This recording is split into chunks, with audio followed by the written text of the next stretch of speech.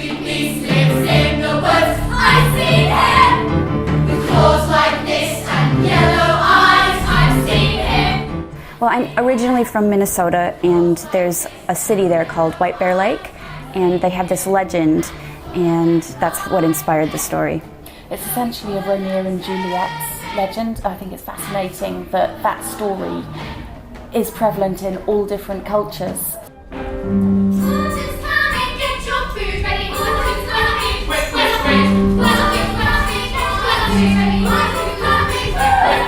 So the legend of White Bear Lake is basically two tribes, east and west, and they are put on separate sides of this massive lake, which underneath lives a huge white bear.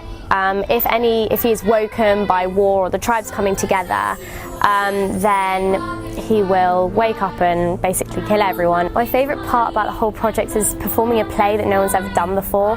So there's no tracks for you to do it by. You just create the character as you think, you interpret it as you think it would be.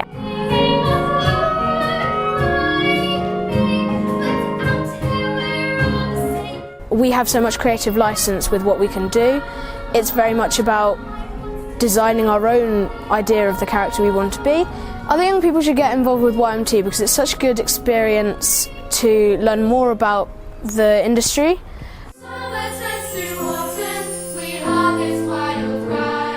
YMT is something that I do because I genuinely believe not only does it give you really important life skills and friendships that I've seen last for years, but it also gives you an understanding of what it takes to be in this industry.